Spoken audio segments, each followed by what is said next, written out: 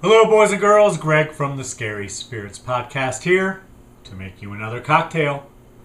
This week's cocktail is the Vampiric Elixir. And as always, is the featured cocktail in today's episode.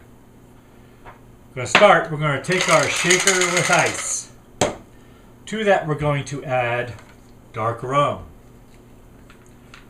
2 ounces.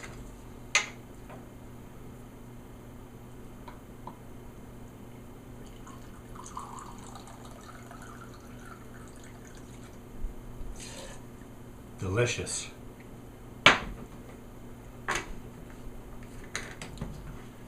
Pomegranate juice, 1 ounce.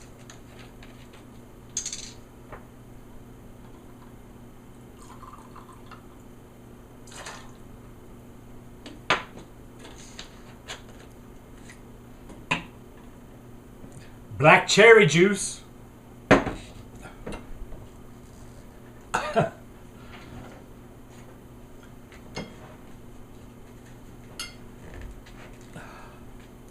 1 ounce.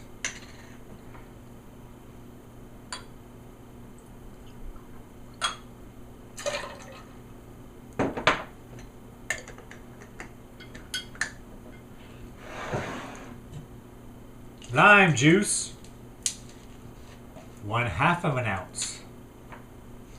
A lot of ingredients in this one.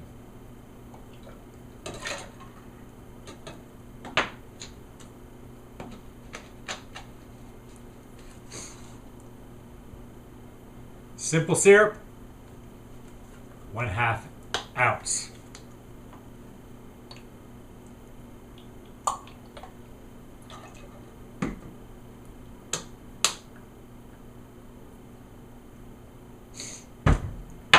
Then we're going to shake vigorously until well chilled.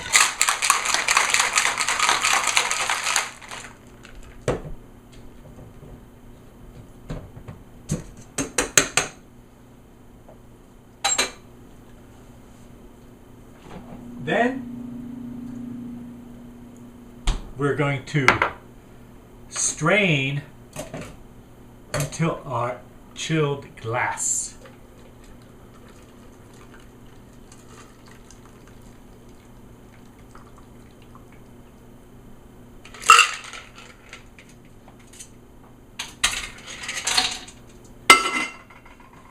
Look at that, boys and girls. And you can garnish with blackberries or a cherry.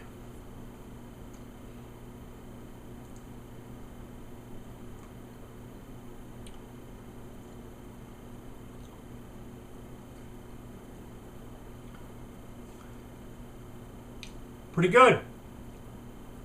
Thanks for watching. Hope you enjoyed the podcast. See ya. Just how far can anger, resentment, and revenge take you? Well, if you're anything like Dracula in this week's episode of the Scary Spirits Podcast, Bram Stoker's Dracula from 1992, it can carry you for centuries. But you know what goes along with anger and revenge? Apparently, everlasting love and romance.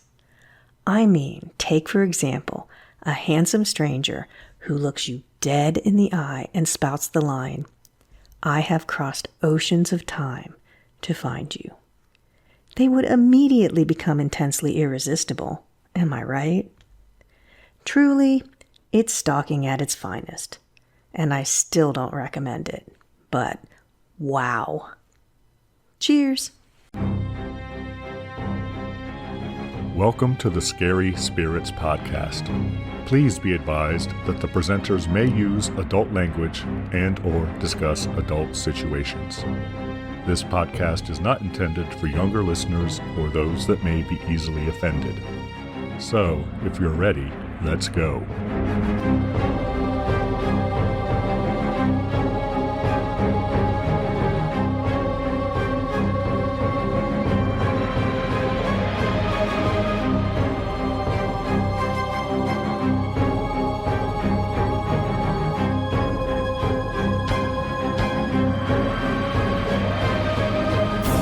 Hello, boys and girls. I'm Greg. Hi, everyone. I'm Karen. And welcome to the Scary Spirits Podcast, the podcast that combines the two very different but highly compatible worlds of scary films and alcoholic spirits. What could possibly go wrong? Indeed, Karen. Indeed. How are you? I'm feeling spooky. How about yourself? I'm okay. I'm okay, Karen. A little stressed trying to get everything out there in the yard. Only 2 days left, Karen. I Two, know. That's what I'm two saying. days. Have you finished all your decorating? Is it ever really finished, Greg? I'm Yes, constantly, yes, Karen, it is. I'm disappointed in myself every year. But thank you for asking. It is what we do. Karen, was this week's film my choice? I believe it was. Film I have chosen is from 1992, Bram Stoker's Dracula. See, I think you're feeling spooky too. Well, you know, 'tis the Okay, season and all that. why did you really pick it? Oh, well, this episode goes live on, like I just mentioned, October 29th. 2 days to Halloween, boys and girls. I hope you have your costumes ready. And that also just happens to be the birthday of Winona Ryder, who is featured in this film. She certainly is. She is 54 years old today, Karen. What a youngster. Spring chicken. I don't know what you're talking about. So, happy birthday, Winona. I'm sure she's listening. Duh. I have a cocktail to enjoy as well, Karen. Excellent. What is that? It is called the Vampiric Elixir. I do like an elixir. How do you make it? We're going to need 2 ounces of dark rum, 1 ounce of pomegranate juice, 1 ounce black cherry juice, 1/2 ounce lime juice, 1/2 ounce simple syrup, a splash of soda water, blackberries or a black cherry for garnish if you're feeling fancy. And you'll need ice, of course. Were you feeling fancy? No, I wasn't, but I'm sure you used ice because you use ice in everything. I do. No, I was not feeling fancy. So we're going to fill a cocktail shaker with ice. We're going to add the dark rum, pomegranate juice, black cherry juice, lime juice, and simple syrup. Shake vigorously until well chilled. Then we strain into a chilled glass filled with ice. Next, we top with a splash of soda water for some sparkle. There you go. And if you're watching on YouTube, I'm sorry, I forgot the splash of soda. You forgot the sparkle? Yes, the God, cocktail on the Greg. YouTube that I did had no sparkle. But then I put some in it after I stopped filming. So I have sparkle in my cocktail now, Karen. Can't you You tell? just Look at denied it. everyone on YouTube. You just denied everyone sparkle on YouTube. How can you do that, denying everyone your sparkle? They can make their own sparkle. And then garnish with a blackberry or a black cherry for that vampiric touch.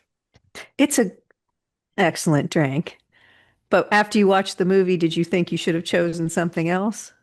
Yes, I did. But that's But hard to do when you haven't watched it in a but long that's time. yeah, it's been a long time. But that's It's one of fine. your It's not my favorite one of your ingredient favorites. anyway.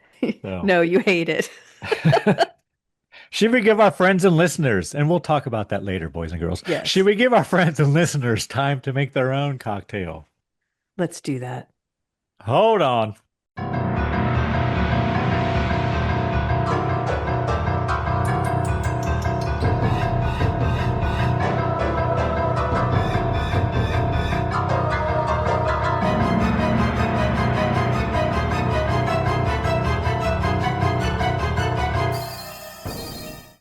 And we're back.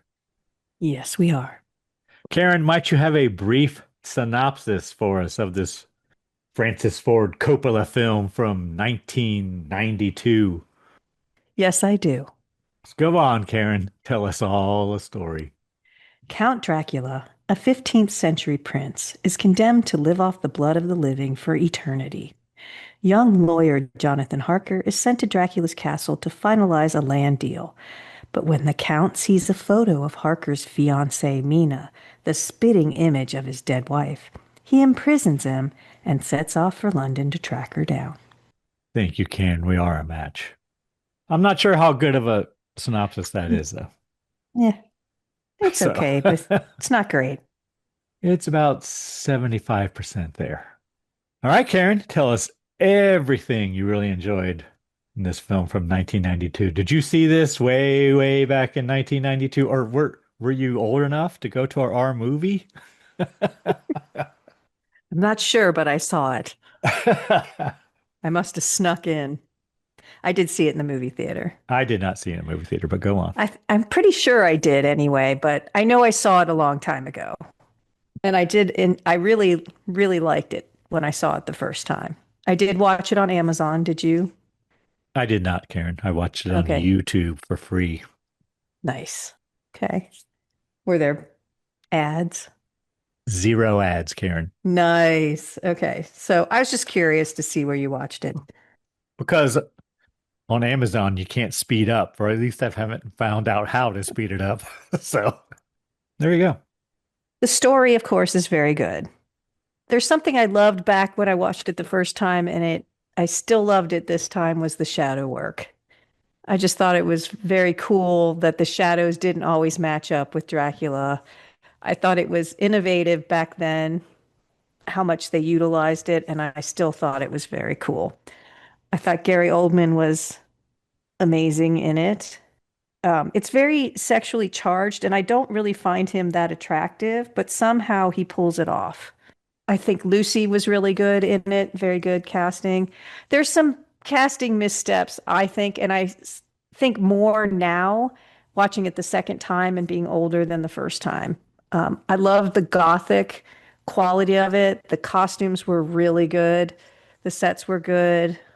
I'm sure I thought the special effects were amazing back then, and they're still good now.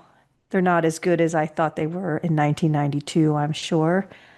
I think they do a pretty good job of explaining everything. Like, I think you can follow the story fairly well. Again, I have not been able to get through Dracula, the book. So I don't know if You're Renfield preaching to the choir, Karen. is really Harker's predecessor. I don't know if that's true or if that's taking liberties with the story, but I think the depiction of the asylum is very graphic and kind of moving. I really like it. They fit the pieces together well, I guess is what I'm trying to say. Each section is kind of well done, and then they put it together well. The Dracula's wives, it's all very charged, I'll say. What about you? What did you like about it? So as you were talking, I wrote down, it's a hard story to tell. It is. It's a hard story. It's a hard book to read. Yes. So it's a hard I'm gonna have to start over story to again. tell. The basic story is easy. But if you're But trying to one follow of the the things I book, wrote down I didn't like ties into that, I think. So, well, I know it's hard. I think it does well to go from the very beginning, to where the whole thing starts through the end. And some stories don't do that. They just kind of Oh, start, yeah, they're non-linear. well, or they just start without it knowing any of the past like that. So, sorry, I interrupted. Please proceed. I again mentioned shadows a lot when I was talking about when we go through the film. So that was good. But I wrote, it's almost too much. It might just went just a teeny weeny bit too far, too many. I didn't think so, but I could see where But it was someone good. might. Yeah, I liked it. It was cool. But after you've seen it 3 times, do I need to see it 3 more? You know, you pick your, I loved it. That was my favorite part, I think. I know, but pick your the best opportunity to do it and don't do it so much, I think. Acting's really good. I thought by everybody. I wasn't even bothered by Keanu Reeves. Didn't bother me at all. But I've read that it bothers a lot of people. Yeah, and I like Keanu Reeves. I just don't think But it he's a was minor his. character. Who cares in No, I this? get it. You know? It didn't bother me at the time, for sure. 100% it didn't. Now I'm a little, eh. I did not see it in the theater. I saw it on home video. I went to Blockbuster and rented it. probably shortly after it came out in the theater. Yeah, I don't know if I did that or not. I don't know. And I thought he was fine then too. I don't, but I've read just doing research on this that a lot of people don't like him, don't like his accent and whatnot, but whatever, he's fine. The effects are really good. I probably appreciate them more now than then because they're all practical. There's no CGI in this. I think there You is know a what I mean? little. No, there is Yeah. not. I read there was. I read there was not. Interesting. Maybe I mean, I could see where there might be a little. Because, well, what I looked up was I wanted to know if they used real wolves in Oh, the movie because there is a point where they're petting and very they're close pretty to a good. wolf. I mean, yeah, I believe they're And they real. did. Yes. They are real wolves, but they're in what I read, which if I it's mean, they on the might internet. do something on their. I mean, wolves' eyes don't glow green and No, whatnot. but in some, So- I think in some of the group stuff, I think some of that was supposed. What I read was that's where the CGI was, but I don't know. I oh, didn't notice it. the pack of wolves. Yeah, Okay. like, but not the act. They did use because when I was There's not watching really it, much of that anyway, and it's very dark, so you can't even really right? tell. And But maybe I that's was why. when they were petting that wolf, I was like, that looks like a real wolf. Like that's not a dog. And so I went to see if it was real, and it was. Four different wolves played that one part, but and Yeah. it's pretty brief, but still they were real wolves. We see it a few times, very short shots. Of course, cinematography is wonderful. It's a good looking film. It's a beautiful film It is. visually. That's all I wrote. I thought I wasn't going to like Carrie Elwes or whatever his name is, but he was fine. Anything you did not particularly enjoy, Karen? Well, I like I said, I like Keanu Reeves and I like Winona Ryder, but looking back on it, I'm like, it didn't feel like they had the depth to play the parts. To me, they were You mean as a fine couple or on just their in own? general. I just thought they could have been played. It's like they didn't have the chops to do it. It was fine, but and I'm being nitpicky because I really like this film, so I'm trying to find things that I don't like, but I felt that they could have been cast better. But I'll tell you, I love Anthony Hopkins, but he played this so bizarrely. Like he at times he was very much the professor, and then he just would go off on these really he almost played it campy, but it didn't fit in with the film. But I don't know if he was supposed to be showing his obsession or he was almost over the edge himself or what it was. But Well, I there, think there were times where I was like, I don't get it.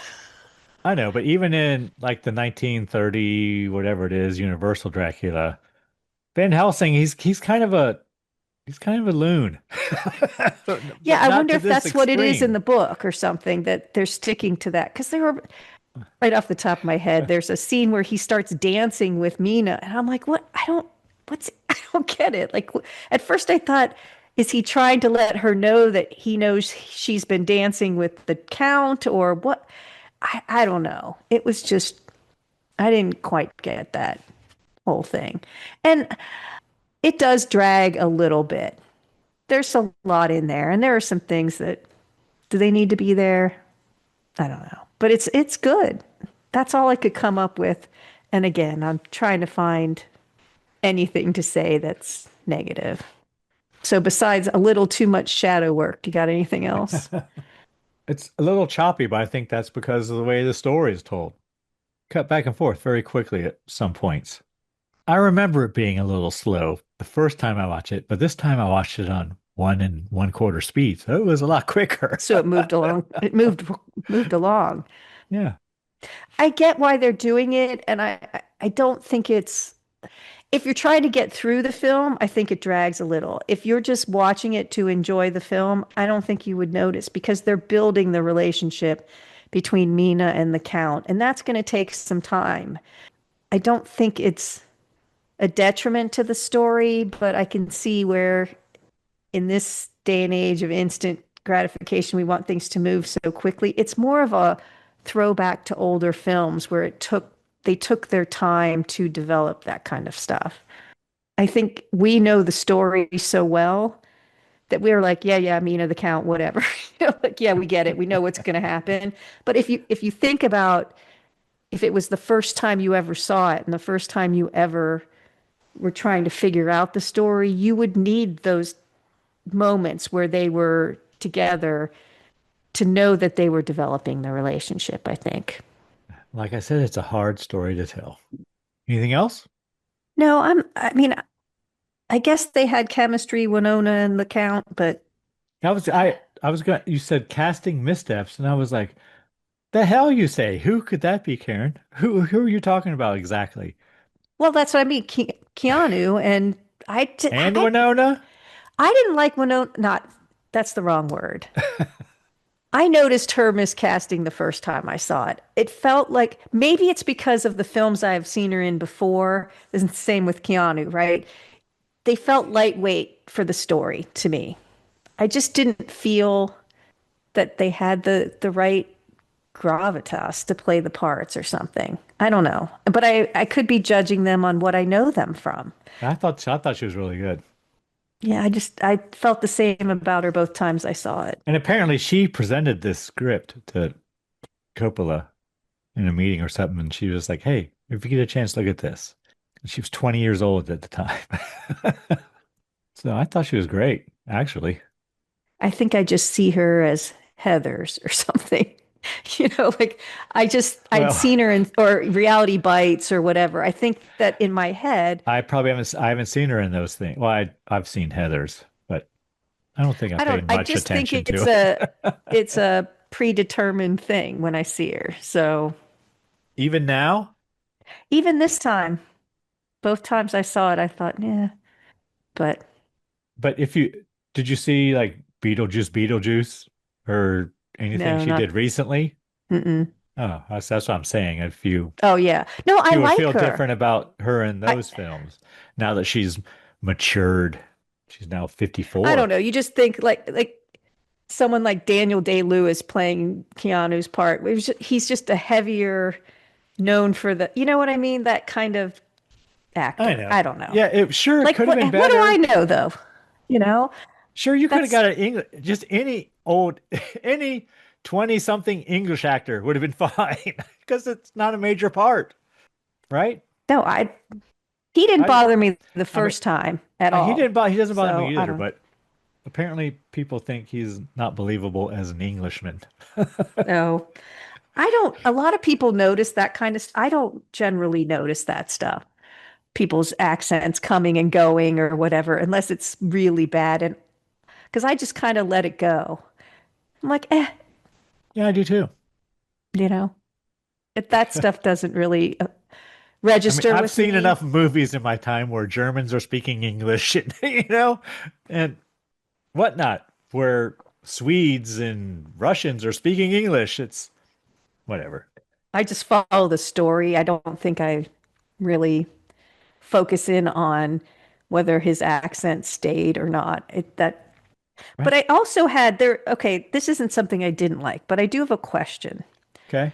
about the plot summary and kind of the whole story in general, where it says the Count sees the picture of Mina and then goes to London to find her. But That's the not whole reason that's not a that fact. That's it's what it says. wrong, right? That's what's wrong about the synopsis here. Okay, because he's already going to London, because that's why Harker's there is to finish up his purchasing of property in London. And if you believe Renfield is Harker's predecessor, then this has been planned for a while. Right. Okay. So I was like, that's not, and it mentions it somewhere else too. And I'm like, but he's already coming. This is just bonus for him. Maybe it makes him leave a little earlier. Like, hey, I'm gonna go. I don't know. I just was like, that doesn't seem right. But he was already going there. Okay. Well, he still had to have, the papers and everything signed. And Yes, but he's not going there for Mina. That's just a bonus because he was already going. He was already buying the land and everything. but I think he was buying because he knew Mina was already there. How would he know that though? He knows things. That's what I'm I know, saying. that's what I'm saying. I think he was just going to London for like a No, I think this vacation is or all something. like planned out. I think But how would he know she was there? from Renfield. I don't know. Renfield's carrying a picture of Mina around? Oh, hell, he can connect with her when he was Vlad and she was Elizabeth. I guess. I don't know. It's a confusing plot point to me. It's the power of love, Karen. It's a love story. It is a love story. I know it is. Anything else you did not enjoy? No, I think it's really good. I agree. I really like the Texan, by the way, who is in the Texan. book. One of Lucy's suitors is a Texan. Oh, And I was yeah, pissed when he doesn't make it at the end, but That's right. Yeah. I'd forgotten. All right. What kind of cocktail rating you want to give this film, Karen? I think it's a 2. Yeah, you have to give it a 2, I think. I think mean, it's so much better than. It won 3 Academy Awards, for God's sake. But what did it win for? Costumes? Costumes? Yes. Yeah. There was Cinematography? I think it's rare that horror films win Oscars, so it won for best costume design, best makeup, and best sound editing. yeah, see. It was nominated also for best art direction, but did not win. Yeah, I think Gary Oldman could have been best. I mean, I'm not sure he's the I main thought character. he was really good. But I'm not sure he's the main character either. Would he be actor or supporting actor? She's probably the main character. I know. Mina. Yeah. All right. 2 cocktails. That means it took us 2 cocktails. Only 2 cocktails to get through it. Karen, would you like to hear a review from the time? Absolutely. Review I have Roger Ebert. is from Roger Ebert. Yes. But first, I have to tell you that it has a 69% approval rating on Rotten Tomatoes. What? A 69% approval rating on Rotten Tomatoes. That's just wrong. A 7.4 out of 10 on IMDb. And 84% of Google users like this film. You just told me how many Google users? Oh, yeah, shit. So, Karen, how many stars out of 4 do you think Roger Ebert gave it? Ah, I was all ready to say 84% of Google users liked it. I thought you were going to redo it and I was going to win. I'm going to say, what's the scale? Does he go to 5? 4, which makes it even easier. 3.5 out of 4. 3, Karen. There are no halves. 3 out of 4 from Roger Ebert, but I'll give it to you. Congratulations. Yeah, it feels weak. And it's from November 13th, 1992.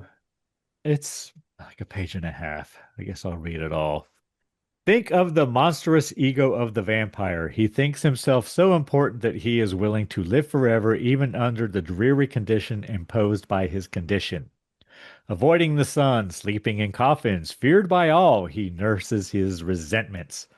In Bram Stoker's Dracula, the new film by Francis Ford Coppola, the vampire shakes his fist at heaven and vows to wait forever for the return of the woman he loves. I did like that part. How he shakes his fist to heaven. He's mad. He's been betrayed. His God has forsaken him. Yep. It does not occur to him that after the first 2 or 3 centuries, he might not seem all that attractive to her. The film is inspired by the original Bram Stoker novel, although the author's name is in the title for another reason. Apparently, another studio owns the rights to Plain Dracula. That would be Universal, I assume. It begins as it should with the tragic story of Vlad the Impaler, who went off to fight the Crusades and returned to find that his beloved wife, hearing he was dead, had killed herself. And not just killed herself, but hurled herself from a parapet, I think, but I'm not sure. To a stony doom far below, in one of the many spectacular shots, which are the best part of this movie. And this is a good shot, especially for using practical effects. Yeah, apparently for 1992.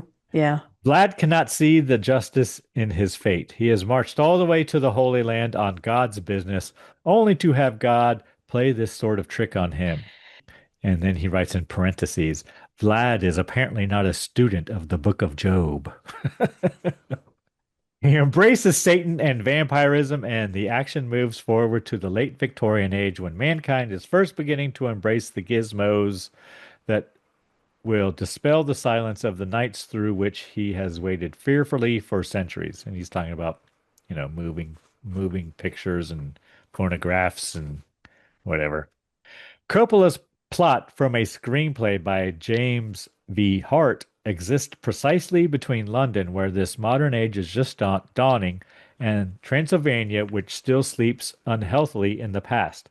We meet a young attorney who has been asked to journey out to Dracula's castle to arrange certain real estate transactions. The previous man who was sent on this mission ran into some sort of difficulties, health or something, all rather vague. It is vague, yes. Reeves' carriage, driven by a man whose hands are claws, hurtles at the edge of precipices until he is finally discharged in the darkness to be met and taken to Dracula's castle.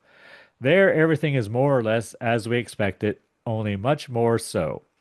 Count Dracula waits here as he has for centuries for the return of his dead bride, and when he sees a photograph of Reeves' fiancée, Mina Murray, he knows his wait has been reward at last. She lives again.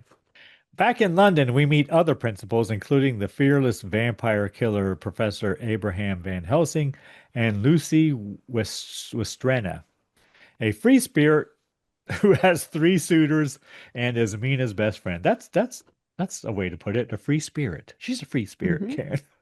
For back then, for sure. When Dracula appears in town, Van Helsing's antennas start to quiver, and the movie descends into an orgy of visual decadence in which what people do is not nearly as degrading as how they look while doing it. Coppola directs with all the stops out, and the actors perform as if afraid they will not be audible in the other theaters of the multiplex. The sets are grand opera run riot, gothic extravaganza intercut with the Victorian London of gaslights and fog-bound streets, rogues in top hats and bad girls and bustiers. Keanu Reeves, as a serious young man of the future, hardly knows what he's up against with Count Dracula, and neither do we, since Dracula cheerfully changes form from an ancient wreck to a presentable young man to a cat and a bat and a wolf. Vampire movies, which run in the face of all scientific logic, are always heavily laden with pseudoscience. Hopkins lectures learnedly on the Nosferatu, yet himself seems capable of teleportation and other tricks not in the physics books. And the Ryder character finds herself falling under the terrible spell of the vampire's need. Many women are flattered when a man says he has been waiting all his life for them. But if he has been waiting 4 centuries? The one thing the movie lacks is headlong narrative, energy, and coherence. There is no story we can follow well enough to care about. There is a chronology of events as the characters travel back and forth from London to Transylvania and rendezvous in bedrooms and graveyards. But Coppola seems more concerned with spectacle and set pieces than with storytelling. The movie is particularly operatic in the way it prefers climaxes to continuity. Faced with narrative confusions and dead ends, why does Dracula want to buy those London properties in such specific locations? I enjoyed the movie simply for the way it looked and felt. Production designers Dante Ferretti and Thomas Sanders have outdone themselves. The cinematographer Michael Ballhaus gets into the spirit so completely he always seems to light with shadows. There's a typo there. Oldman and Ryder and Hopkins pant with eagerness. The movie is an exercise in feverish excess, and for that, if little else, I enjoyed it. See, there's a quote.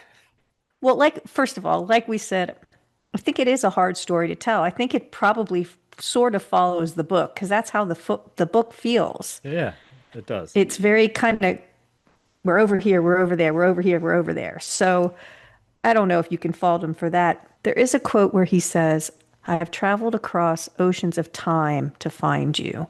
And it's a famous quote, and it's on all kinds of paraphernalia, things you can buy. And I don't know if it's in the book or just in this movie.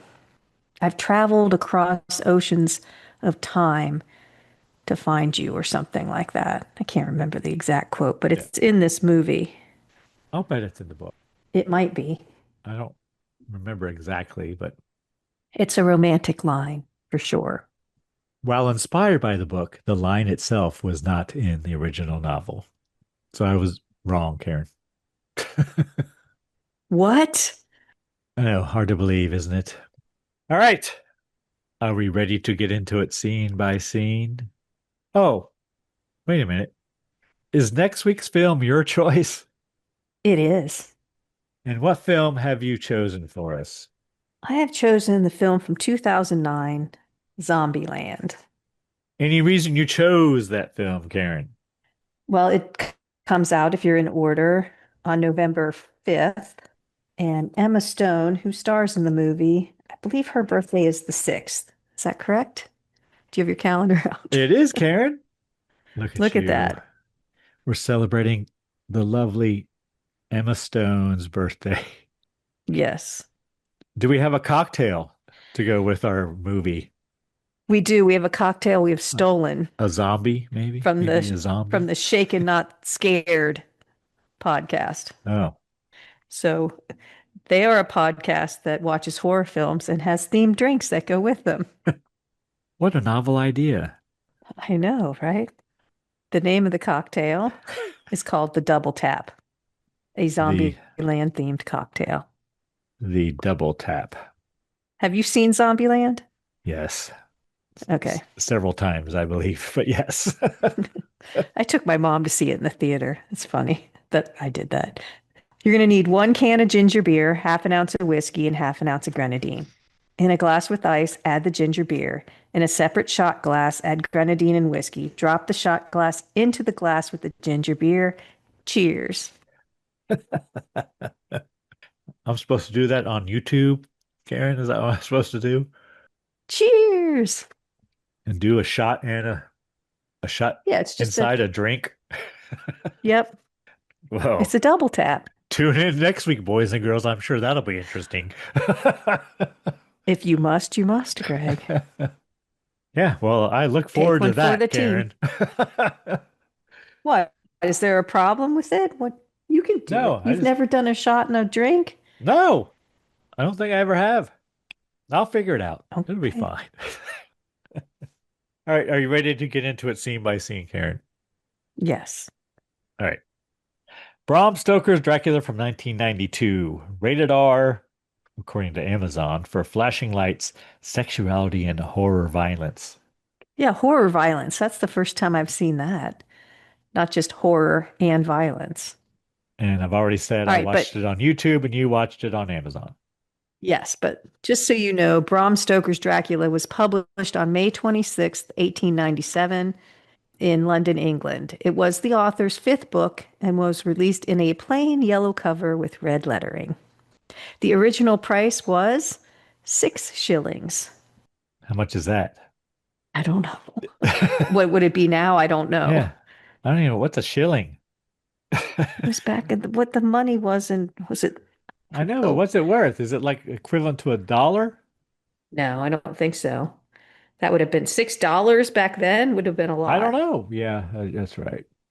Equal to a 20th of a pound or 12 pence. So there you go. Yeah. A shilling. Like a dime. So 60 cents. So movie starts, we get some backstory. Year 1462, Dracula is a Romanian knight, says goodbye to his wife, goes off to the Crusades. Then we see him impaling people on spikes. And then he Yeah, kisses Christianity was in trouble. Was it the Otto Ottoman. Empire or whatever, Ottoman Empire? Muslims and Turks were threatening Christendom, and so So they had to be impaled.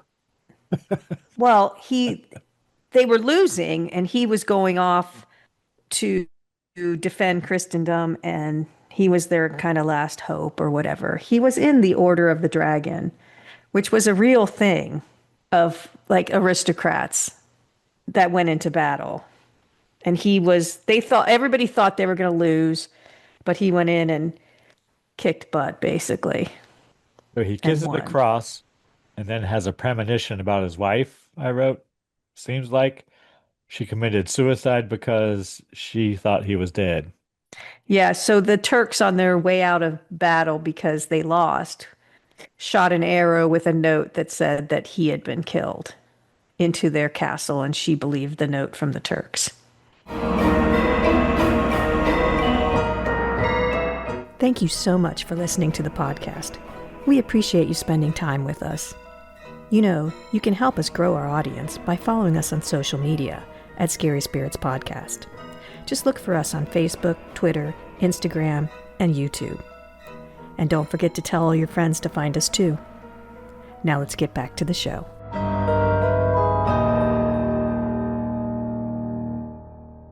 And then we cut to a church, body of his wife on the altar or whatever, and there's her suicide note. Dracula takes his sword and stabs the cross, and blood pours out everywhere.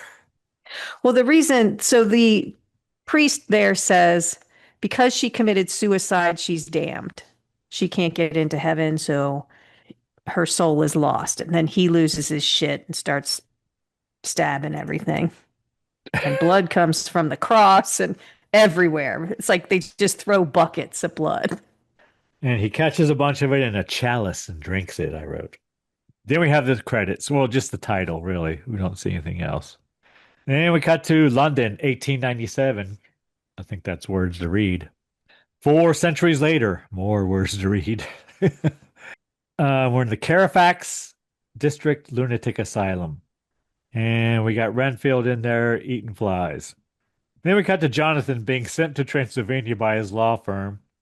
Jonathan saying goodbye to his fiancée, Mina. They kissy face. And then I wrote a nice Well, first he's like, I gotta go. I gotta go. See ya. And she's like, Jonathan. And she drags him over to the bushes and they kiss for a while. But he was just like, okay, see ya. But yes, there's a peacock feather or something, and then right to the train.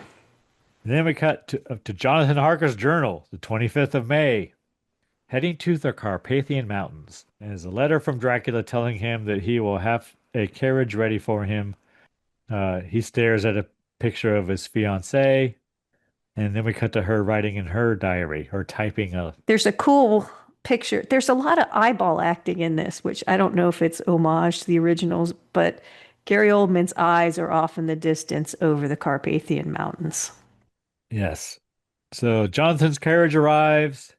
The other passengers give him a crucifix to wear. No one is there to meet him, even though they're supposed to be. Then we see a wolf. Then a carriage arrives driven by a masked man. It's like he's got a knight's helmet on or something. He puts Jonathan in the carriage and rides off. Yeah, it looks like he picks him up It does, with his yeah. hand, just reaches around the back, grabs his shoulder, and moves him into the carriage. And then we have wolves and a very treacherous road. And then they ride through blue flames as they arrive at the castle. Yeah, I don't know do you know what that was? Nope. It's No never idea. really explained. Comes back. Back but, later. Yeah. Dracula greets him. I wrote nice shadow work. And he tells him to enter of his own free will. There's lots of shadow stuff in this. Dracula gives him food. They talk about the painting of Dracula's quote unquote ancestor on the wall. And then Dracula pulls his sword. He cuts his hand and says he is the last of his kind. And Jonathan asks his forgiveness. Jonathan laughed or something, and Dracula said that's no laughing matter. He does prepare him dinner. He says, I've already dined. And he does say I don't drink wine. They pull that from the 1930s. And I believe Dracula. that is in the book.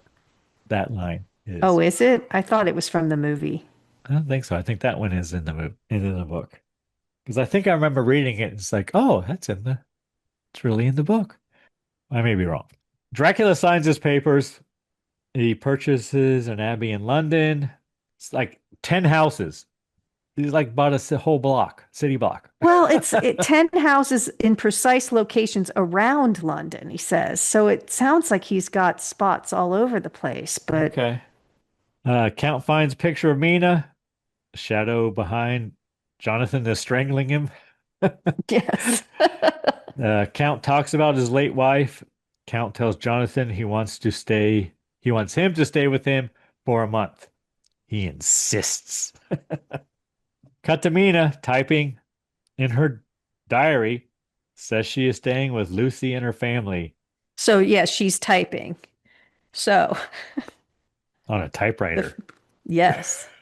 The first commercially successful typewriter was invented by Christopher Scholes, Carlos Glidden, and Samuel Soule in Milwaukee, Wisconsin, and patented in 1868. Went into production in 1873 and it did have the foundation for the modern typewriter and popularizing the QWERTY keyboard layout. QWERTY. So it's pretty new thing for her to be working on. Because doesn't Lucy make fun of her? She does. But Lucy enters and they look at pictures in Arabian Nights. Yeah, so Mina has the book Arabian Nights on the desk and she knocks it off and then Lucy sees it. So apparently, I've never read Arabian Nights. I haven't either, but I want to. Yes, it does have erotic content that Mina was looking at, and then she knocks it off the table, and then Lucy starts teasing her about it because Lucy's a little more, what did they call her? Free-spirited? Free-spirited. So the stories include explicit content with a focus on themes of desire, seduction, and the pleasures of life. It's a collection of stories compiled over centuries with its first European translation published in French by Antoine Galland between 1704 and 1717. The first English translation followed in 1706. The stories were compiled in Arabic over centuries with some roots dating back to the 700s AD. There has been censorship and controversy about it. Some governments have banned it due to its sexual themes. So just makes us want to read it more, doesn't it? When they ban things. But she had a copy. Okay. Put it on your to-read list. Apparently Aladdin is inspired by that or something. I don't know. And then we're at a dinner party, ? And Lucy flirts with all the men there. Well, first Lucy's telling Mina, oh, I'm 20 and I don't have a boyfriend or a fiance, I guess. And then we're at a party and all of a sudden there's 3 men who are interested in her. And she greets each one as they come in, but then moves to the next one as he comes in. It's kind of funny. But there's a Texan who's Quincy. There's Arthur, who is Lord kind Arthur. of an aristocrat. Yeah, he's an aristocrat. And then is it Dr. Seward? Yeah. Yeah. They all love them some Lucy. And again, we have Dracula's shadow behind Mina. And we have Dr. Seward's diary, May 30th, talking about Renfield. Renfield eating bugs. Renfield asks for a pet cat. A kitten, just a kitten. He tells Dr. Seward that the master will come and promises to make him immortal. Jonathan's diary, 30th of May. He shaves with a straight razor. Dracula enters. But we don't see him in the mirror. It's one of the... Yeah. Jonathan nicks his neck with the razor. The mirror breaks. And then we see Dracula licking the straight razor. That was... It's a very poignant scene when he does that. He does that well. Yes. Cleans the razor off with his tongue. And it's kind of a shocking image. It's simple, but very shocking. I think it's very well done. It is. It gives you the willies. It just is very uncomfortable. It does. Because it's intimate but it's very quick and very poignant. It's probably one of my favorite scenes in the movie. Jonathan gives Dracula his letters to send. And Dracula he seems wrote the very letters. pleased. He told him to write 3 letters, one to Mina, one to his office, and I can't remember who the third is to, but to let them all know he's staying a month. Yeah. So then Dracula shaves Jonathan and he warns him against going elsewhere in the castle. Well, Dracula he sees the says, don't fall asleep anywhere else. Yeah, Dracula sees the crucifix around Jonathan's neck and recoils. Then we get the Children of the Night line, Yeah, what beautiful music. and Dracula leaves. Next thing I wrote is Jonathan is on to Dracula. Jonathan is a prisoner. So Yeah, he he gets begins it. exploring the castle. Shadow follows him. He finds perfume bottles, question mark. Mina calls to him, question mark. And I'm like, no, I don't think it's Mina. And then he No. finds Dracula's wives. Rats are running along the ceiling upside down. That like perfume bottle, the water drips or the perfume drips up. The rats are on the ceiling, but they're upside down on the ceiling and running around just fine. So things are a little off in the castle. But he's Uh, following the voice that's calling him. yeah. And so women come up from the bed. We see 4 bare breasts, Karen. Yeah, that's a neat effect how they come up underneath the sheets somehow. But they're like, Jonathan, sit down. Jonathan sits down. Jonathan, lay down. Jonathan lays down. I guess he's supposed to be in some sort of trance, but it was kind of funny, I thought. And then they all come up from underneath him in the sheets. It's pretty the way that happens. Then the crucifix around his neck disintegrates, and so they lick him. They start to bite him too. Yeah, and he is bitten at one point. Dracula arrives and sends the girls away. Uh, Dracula holds a baby. Harker freaks out, and Dracula laughs. I don't know what that shit was all about. He gave the baby to the wives Oh, okay. because they're like, what? Are we to have nothing? Because Dracula's all like, he's Oh, mine, get away from him. And they're like, but we need to eat. And he gives them a baby. And that's why Jonathan freaks out because they're eating a baby. okay. Cut to Mina reading his letter. I wrote, it's very short. Yes. It's like, hey, I'm staying here. Bye. But he knew Dracula was going to see it. He So, did. Yeah, we knew that. Back at the castle, Dracula's henchmen, I guess, filled boxes with dirt. and Jonathan's watching him do it. Back in London, Lucy tells Mina she has decided to marry Lord Arthur. Then it begins to rain. Yeah, Cut to there's a the storm coming. to the Demeter. Captain's log. Captain's log. 50 boxes of earth are headed for London. And a storm came out of nowhere. And actually, the guy who wrote the screenplay for this wrote the original screenplay for Last Voyage of the Demeter.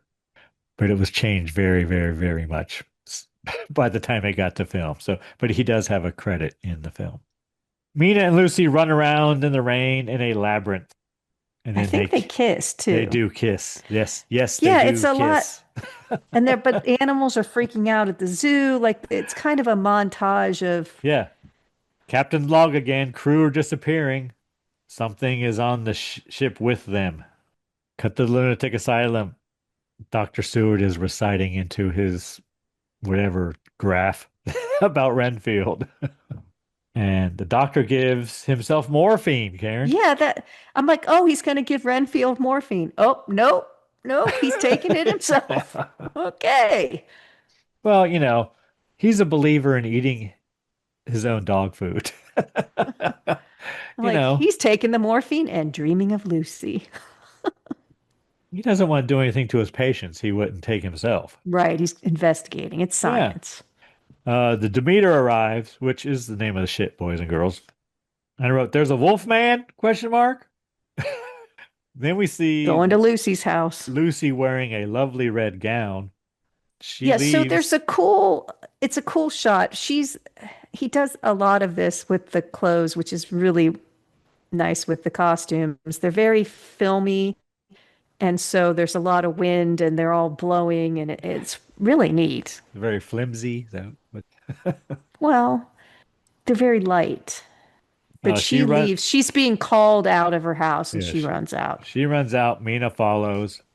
And I wrote, I don't think Mina's wearing a bra. No, her boobs are flying everywhere. Mina sees Lucy devoured by a beast, I wrote, but she's having No, relations she's with a having beast. sex with it. Yes. Yes. And he's a wolf man. So Yes. I don't know if it's some sort of transition from the old man before he gets to the young man. He's got to be this animal like creature. I don't Maybe. know. I don't know. But he changes into many different forms throughout the movie. And the beast tells Mina, Lucy likes do the beast, do though. not see me. Then he kind of disappears. Mina grabs Lucy and tells her she was sleepwalking and dreaming. Then we're in London, Carifax Abbey, delivering crates of dirt. Then I wrote Van Helsing talking about vampires moving around by day, question mark. I don't think it's, I think it's Dracula. Okay. We haven't met Van Helsing I yet. know, right? That's And what it didn't make sense to so me at the time. Dracula's like a voiceover, I think, saying, Okay. contrary to popular belief, the vampire, like other night creatures, can move about by day, but it is not his natural time. All his powers are weak, Okay. Yeah. I couldn't tell. but he bursts out of his crate all handsome looking. So he's young now after Lucy rejuvenated him. We see Dracula walking around London. He's very interested in the cinematograph. He sees Mina across the street and says, "See me now." There's a boy delivering newspapers talking about an escaped wolf. We see From the zoo. Dracula has no reflection in the glass windows. Dracula bumps into Mina and he tries to talk to her, but she says, "Good day." But he persists. And Mina mentions her husband. And then Dracula says he will bother her no more. And then she apologizes. And then Dracula introduces himself as Prince Vlad. Yes, very impressive. See Dr. Seward going to see Miss Lucy. Lucy says she is changing. Her senses are intensified. Lucy tells Dr. Seward to kiss her. Yes. Arthur arrives. He is hesitant to believe Dr. Seward. They go look at Lucy, and Arthur tells Dr. Seward to get Professor Van Helsing because Yeah, because Dr. Seward says, I don't know what's wrong with her, but I have my professor. I got a guy. He'll know. I Yeah, got a guy. I know a guy. And we see Dracula and Mina watching a movie. She tries to leave. Dracula tells her not to fear him. Mina says she knows him. And then he says he has crossed oceans of time to find her. There he turns, but does not bite her. But he has fangs. And we see a wolf in the theater. And is that where everybody freaks Run out? away, run away. But it obeys Dracula. And then Mina comes over and pets it. Dracula takes Mina to Lucy's. Drops her off. And the house is like, he drops her at the gate. And the house looks like it's like 5 miles away. And then we see there's a ticker tape I wrote. I think it's a telegraph or something Dr. Seward sending a message to Van Helsing. He mentions bloodborne pathogens.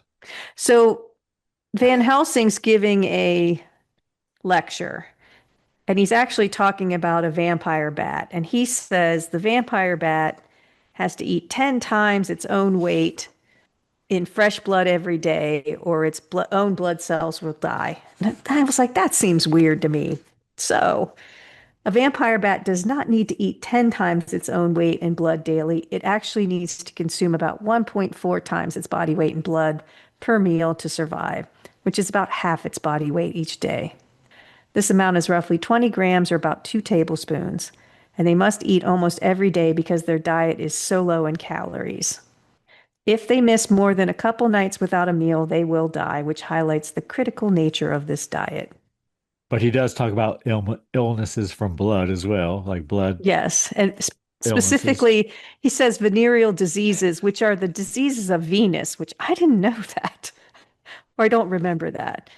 The love diseases, venereal diseases, talking about syphilis. And then he gets handed the envelope with the telegram or telegraph, whatever it is. And he's like, okay, lecture's over, gotta go. Then we cut to Jonathan writing in his journal. Dracula has left him with the 3 brides who drained his blood. Yeah, he don't look so good. He says this might be the last journal entry. Then we have Van Helsing's diary. He arrives at Lucy's. Dracula is outside the window seducing Lucy.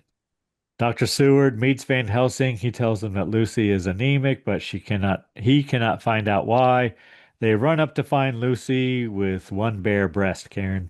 Van Helsing finds the bite mark on her neck and orders a transfusion. Lord Arthur arrives. They transfer Lord Arthur's blood into Lucy's. I'm sure they are the same blood type, I wrote. Yes. No worries here. They do it twice with two different people. I'm like, Yeah. Two glad men. everybody's, compatible. It's a big needle. Does that mean they're O negative, Karen? They're all O negative, or the two men are? Well, or they could all be the same blood type. That would be lucky. And we see the men talking out in the courtyard. Van Helsing said Lucy requires too much blood to be normal. And then Van Helsing disappears and he reappears, and it's kind of weird here. It's weird, but Van Helsing is taunting Seward a little bit. Use your brain. What is it? Well, she's anemic. She's had blood loss, but they don't see any blood. There's no blood around. So they finally come to understand that something has sucked the blood out of her. Well, where is it? And then he starts to talk about how Lucy's dead, but not dead. And something's feeding on Lucy's blood. He's getting younger. Yes, a beast feeds on Lucy. Yes. Cut to Mina's diary. She cares for Lucy. She wants to be the sensible woman I have always been. But cutting to what? Absinthe. Yes. And Mina licks the sugar cube. Responsible. She drinks the sugar cube and drinks the absinthe. She's out with the prince now. Yeah. They talk about Dracula's homeland. Mina gets uncomfortable and gets up and walks away. She asks about the princess.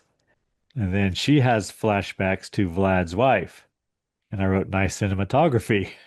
Dracula tells her of his wife's death. And then Dracula catches Mina's tears and turns them into diamonds, Karen. Yes. Or sapphires. That would be a nice little trick where they were diamonds. Could have been glass, for all I know. And then we cut to Jonathan escaping the castle, and he falls into I wrote river, but it's like a moat around I guess it's a river by the castle. I think that's where his wife committed suicide, but when Jonathan falls into it, he survives. Yeah. Then we cut to Dracula and Mina dancing. Recreating, what police video was MTV Video had candles all around like that? King of Pain. I meant to look it up and see if that was before or after this film. Who copied who? Because you know what I'm talking about. There's candles all around.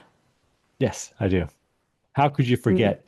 And that's what it looks like. Spinning around those candles with a large candlestick. But that's what it looks like, right? Yeah, it does. This scene.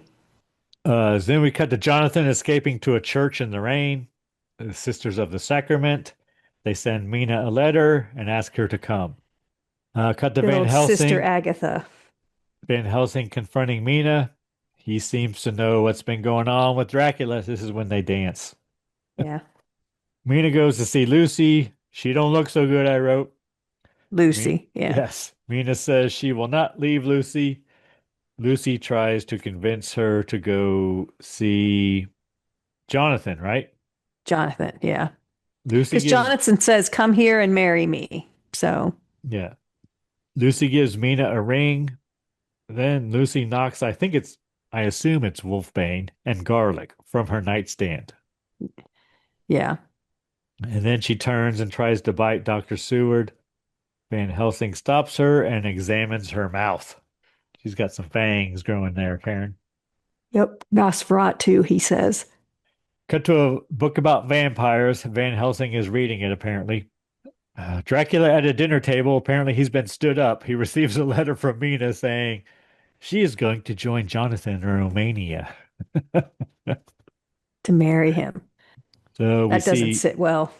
Mina on the boat throwing away letters from Dracula, question mark? Or is he? I think it's her diary. Her diary. It's her diary. So Jonathan never finds out what she did. Okay.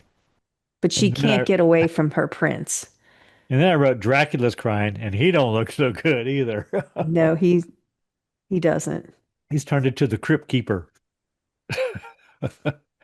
I wrote, it's very windy at Van Helsing's place. Well, he's crying blood tears too, just to be accurate. He arrives at Lucy's. Van Helsing tells Arthur that Lucy is the devil's concubine, but they still may save her. We see Lord Arthur with dueling But not before pistols. he eats, right? Doesn't he say, but not before we eat? Let's go get food.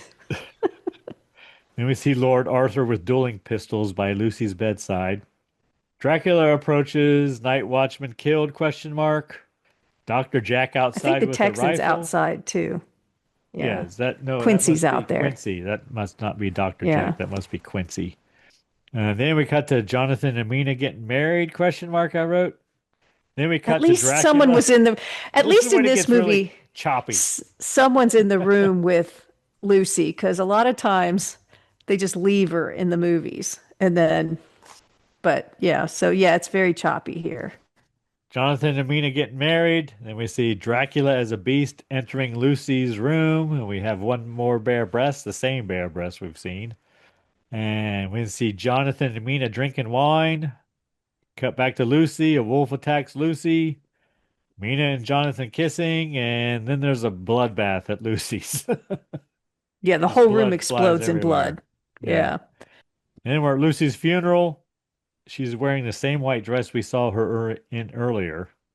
In a glass casket.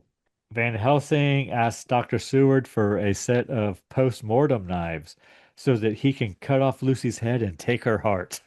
Yeah. Very matter of factly, he says it. So Jonathan and Mina arrive back at London. Jonathan sees Dracula across the way, but he is young and he is shocked, but he recognizes him. Dracula is young because Jonathan now has gray hair and is very stressed. Yes. He's not looking good. And right about this time, I'm like, this has to be wrapping up pretty quick. But I still had a long time left, I thought. It I'm like, does, damn, yeah. this is going to take a long time for these guys to get their shit together. Anyway, Dr. Helsing, Dr. Van Helsing, Dr. Seward, and Lord Arthur arrive at Lucy's grave. Van Helsing tells them she is undead. They open her crypt. She is not there. Lord Arthur demands to know what Van Helsing did with her. Van Helsing explains that she has become like Nosferatu, immortal, feeding on the blood of the living. Just then, Lucy arrives with a child. Candles ignite. The men confront her. She drops the child. She tries to seduce Lord Arthur. Van Helsing pulls a crucifix and sends her back to her coffin. Lucy vomits blood on him. Arthur takes a stake Yeah. and puts it through Lucy's heart, and then Van When she Helsing climbs back in the decapitates her. casket, sorry, I'm interrupting you, but when she climbs back in the casket, you can tell it was filmed in reverse to make Yeah, it's it filmed in creepier, reverse. but she Yes. does go back in. Sorry, go ahead. Arthur puts a stake through Lucy's heart, and Van Helsing decapitates her. And we see Van Helsing dining with Mina and Jonathan. He tells them that he drove a stake through Lucy's heart and cut off her head. Yes. He asked Jonathan if he tasted the bride's blood. But he says while he was being unfaithful with Dracula's wives, right in front of Mina, did you taste She their didn't seem to blood? mind. He says no. He says no.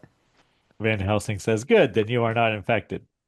Van Helsing tells them of Dracula's weakness. He says he must be beheaded. They light torches and approach the abbey. And Well, Renfield Jonathan yells says, for I his know where he master. sleeps. I put him there, Carfax Abbey. And Van Helsing says he has the strength of 20 men and he controls the wolves. He can appear as mist and fog.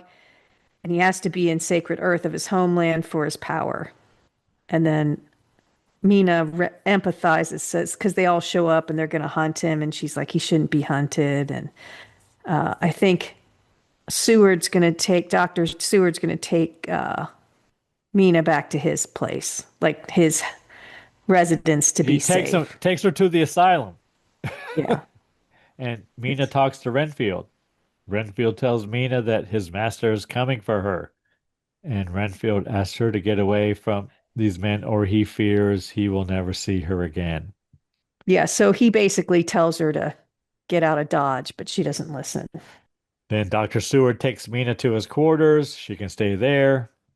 The other men arrive at the Abbey. They begin breaking open the boxes of earth. Dracula flies away. Dracula confronts Renfield. He betrayed him. Renfield gone. Yeah, so they're blessing all the ground. So they're breaking all the contents of earth, and Van Helsing is sprinkling holy water and saying prayers and lighting candles. Van Helsing reading Latin as men break open the boxes of earth. Then we see green mist enters Mina's bedroom. She wants to be with Dracula. She and Dracula kissy face. Dracula tells her there is no life in his body. He tells her that he is dead. Mina beats him in her see-through nightgown. Well, and she's like, "You murdered Lucy." And, but she loves him. God forgive me, but I love you. Van Helsing and the other guys burning the abbey. Mina tells Dracula she wants to be what he is. Dracula says he will give her everlasting life. He cuts his chest and tells her to drink his blood. She does. Then Dracula tries to stop her, I think he bit her already, right? but Didn't he? he says he loves her too much. Right. She asks him to take her away from all this death. She drinks his blood, and I wrote, he seems to enjoy it. Yes, he does. But the heroes bust in and catch him. The men arrive. They confront Dracula, who is now turned into a bat-like beast. He burns their crucifix. Jonathan shoots him, shoots Dracula. Mina tries to stop him. Dracula turns into a bunch of rats. And I wrote, Jonathan is aging rapidly. I noticed how gray his hair was right here. But it's inconsistent. It is inconsistent. So then Van Helsing talking to Mina. Mina knows she is becoming like Dracula. Van Helsing tells her her resurrection will be his destruction. And so he hypnotizes her. To find out what Dracula's plan is, because he knows they're communicating telepathically. So we learn Dracula is heading home. Jonathan and the others chasing him by train. They think they can beat him because it is farther to sail than it is on a train. Or on the train, Mina is not doing well. They figure, well, they figure out that Dracula is going to be one step ahead of them the whole time because he's reading Mina's thoughts. Yes. So they split up and they let Mina stay with Van Helsing. So that's the only information that Dracula will have, but somehow he knows everything they're doing. So now Mina is a decoy. Yes. And I wrote, once again, Dracula outsmarts them and evades them somehow. I don't know. They keep trying to get him before he gets to the castle, but that doesn't work.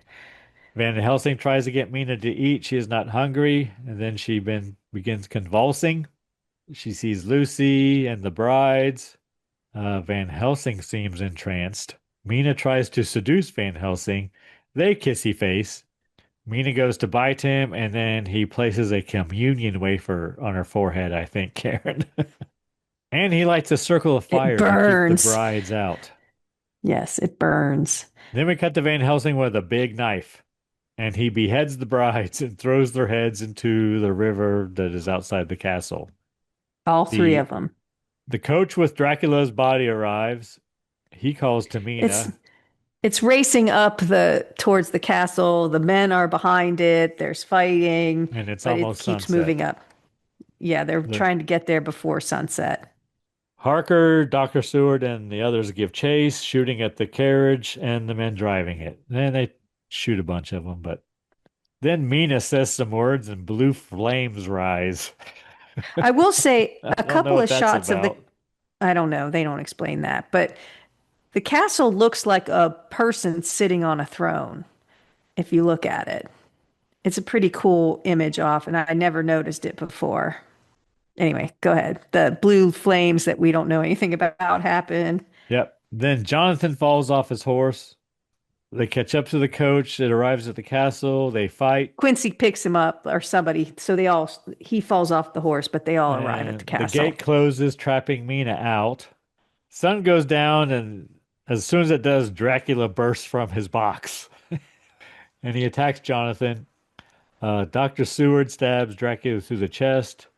Then Mina pulls a rifle on Jonathan and asks... I think Jonathan cuts his neck, too. Yeah.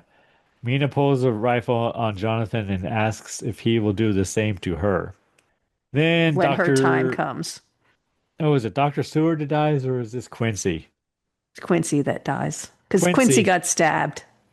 Quincy dies in the chapel, the same chapel we were at the very, very beginning. The Dracula's dying. cut on the cross closes where he stabbed it earlier. Dracula turns back to his young self. Mina pushes the dagger all the way through his body. He says, "Give me relief" or something. Yeah. And She does. then she beheads him. The mark on her forehead disappears. Dracula dies. Then Mina takes the knife and decapitates him. The end. Credits. So we don't really find out. Does she end up with Jonathan or what happens? Is she cured because he's dead? Yeah, apparently. But now Dracula can be with Elizabeth in the Yes. heavens. Apparently. I Well, don't but know. she's not there because her soul was damned. Anyway, sequel potential for sure. Yeah. Well, she looks up and the thing on the ceiling is Dracula Yes. and Elizabeth. Yes. So hopefully they're together. All right. What did you think of the vampiric elixir, Karen? I love me an elixir. It is good, Mine has evaporated. as it should. It is. It's very good. Anything we learned today, Karen? We learned about the novel of Dracula, vampire bats' eating habits, the typewriter, the Arabian Nights, which we both now want to read. And is that it? I think so. I think so. All right. Anyone you need to thank this week, Karen? Oh, let me think. Let's thank our listener. There's a lot of podcasts out there. Thanks for spending time with us. What about you, Greg? Who do you need to thank? Karen, I need to once again thank our friends and listeners in the Empire State. Nice. New York stepping up. And of course, the band Verse 13 for providing all the music in the Scary Spirits podcast. Music definitely makes the podcast better. Anything else, Karen? Well, first we have to say happy Halloween. And especially during this special holiday season, please drink responsibly. Yes. Thanks so much for listening. Want to keep in touch? Check out our website, scaryspirits.com. Follow us on Facebook and Instagram at Scary Spirits Podcast. Find us on YouTube at Scary Spirits Podcast. If you have questions or comments, you can email us at info@scaryspirits.com. To help us grow the podcast, you can leave us a review on Apple Podcasts. You know, we really do appreciate your support. And as always, please drink responsibly.